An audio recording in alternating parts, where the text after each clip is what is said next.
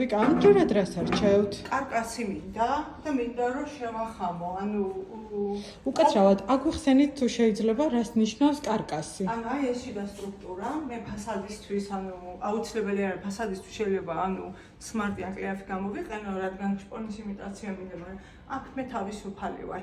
უბრალოდ ძალიან დამაინტერესა რატო არის მაინც და მაინც ორი ფერი საკარკასე საფასე კატეგორიაში და ეხლა ვხვდები ანუ ერთი ნაცრისფერი რომელიც მექანიზმებს უხდება და ფერში მიდის მექანიზმებთან ანუ აი ეს ფერი ალბათ იმიტომ რომ მე ამ ფერის მექანიზმები მომწონს და მეორე არის რომელიც უფრო ანუ თეთრ სისუფთავის შეგრძნებასთან არის მე მინდოდა თეთრი კარკასი მაგრამ რავი, შეიძლება შევცვალო და რუხზე გადავიდე, იმიტომ რომ ძალიან უხდება.